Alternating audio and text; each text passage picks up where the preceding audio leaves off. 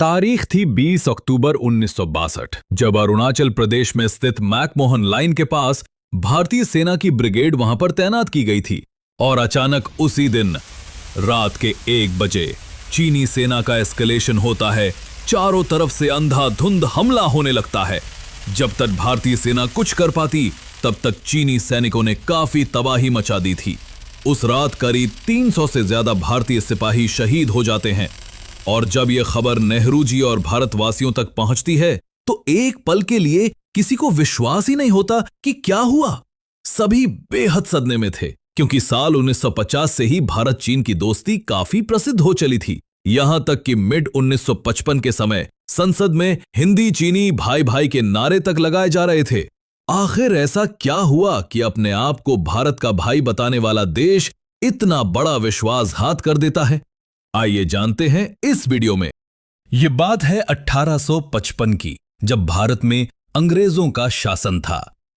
तब great trigonometrical survey of India को यह जिम्मेदारी दी गई कि वे लद्दाख और तिब्बत वाले क्षेत्रों का सर्वे करें और जो सीमाएं खुली पड़ी हैं उनके लिए एक उचित बॉर्डर तय करें। इस कार्य के लिए W.A. जॉनसन नामक सर्वेयर को नियुक्त किया गया। उन्होंने कई महीनों तक पश्चिमी क्षेत्र का सर्वे किया और एक बॉर्डर प्रस्तावित किया, जिसे जॉनसन लाइन कहा गया। आज भी भारत उसी जॉनसन लाइन को अपनी सीमा मानता है। ब्रिटिशर्स ने इस बॉर्डर को तिब्बत और चीन को बिना पूछे बना दिया और मैप में सीमाओं को दर्शाकर भेज दिया। चीन ने तब कोई प्रतिक्रिया नहीं दी, लेकिन ब्रिटिश और रशियन एम्पायर के बीच उस समय भारी तनाव था। इसी कारण ब्रिटिशर्स ने अक्साई चिन और अन्य महत्वपूर्ण क्षेत्रों को भारत की सीमा के भीतर रखा, लेकिन चीन को यह मंजूर नहीं था।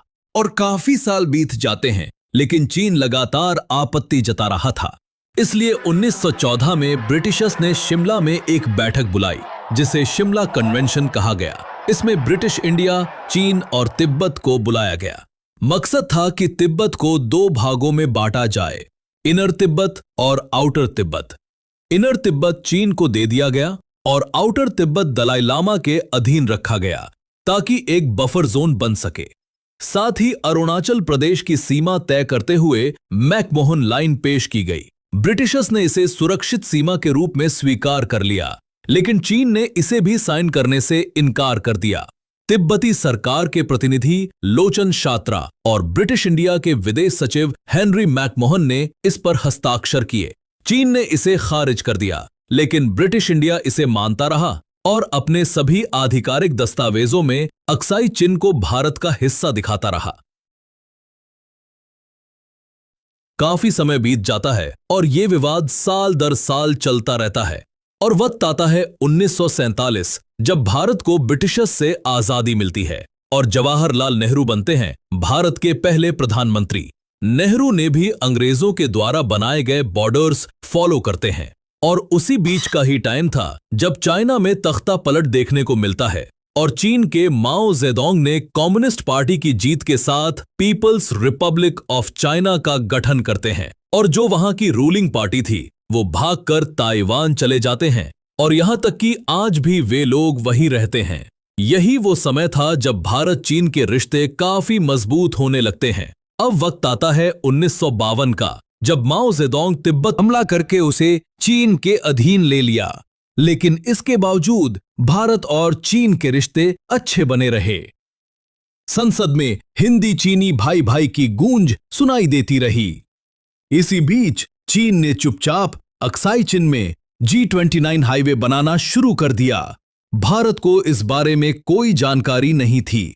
जब विदेश सचिव सुबिमल दत्त ने इस बारे में नेहरू जी को लिखा, तो पता चला कि 180 किलोमीटर की यह सड़क भारत की सीमा में बन चुकी है।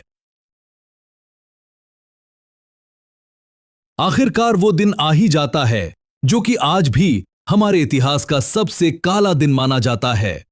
20 अक्टूबर 1962 को चीनी सेना भारत पर अचानक हमले दर हमले करती है और उस दिन हमारे काफी ज्यादा सैनिक शहीद होते हैं। चीन को इस युद्ध में काफी फायदा मिलता है, क्योंकि भारतीय सेना को बिल्कुल भी अंदाजा नहीं था कि चीन ऐसा कुछ करने वाला है। चीन का प्लान यह था कि वो अरुणाचल प्रदेश को नेगोशिएशन के लिए इस्तेमाल करेगा और अक्साई चिन के बदले अरुणाचल प्रदेश को भारत को वापस कर देगा। काफी दिन तक जब लड़ाई चलती है और इसके बाद 21 नवंबर 1962 को लड़ाई रुकती है और चीन अरुणाचल प्रदेश से जो मैकमोहन रेखा थी उससे अपनी सेना को पीछे कर लेता है, लेकिन अक्साई चिन पर बिल्कुल भी पीछे नहीं हटता है, यहां तक कि आज भी वो इलाका उनके ही कब्जे में है। करीब 32 दिनों तक ये युद्ध चलता रहता है, जिसमें भारत की तरफ से काफी लोग शहीद होते हैं, कई सैनिकों को सरेंडर भी करना पड़ता है। लेकिन उस समय भी सरकार द्वारा एक और बड़ी गलती की जाती है।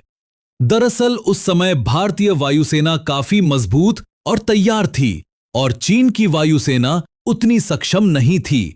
अगर समय पर भारतीय वायुसेना को नेतृत्व मिलता तो शायद इतना बड़ा नुकसान ना होता। और यह भी कहा जाता है कि उन दिनों नेहरू ने काफी सारा मैन पावर अक्साई चिन से हटाकर कश्मीर में शिफ्ट कर दिया था और यह खबर उस समय के कई अखबारों में भी छपी थी। देखिए, अब चीन से युद्ध होने के बाद काफी जांच होती है और जितने भी कमजोर पहलू होते हैं उन्हें ठीक करने की कोशिश की जाती है। खासकर इंटेलिजेंस डिपार्टमेंट पर ज्यादा ध्यान दिया जाता है। चीन की सच्चाई अब भारत के सामने आ चुकी थी।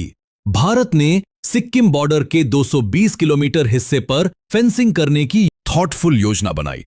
सितंबर 1967 में जब ये फेंसिंग शुरू की जाती है तो एक बार फिर चीनी सेना काफी समस्याएं उत्पन्न करती है, क्योंकि उन्हें लगता है कि इस बार भी वे तनाव पैदा करके भारत को बैकफुट पर कर देंगे।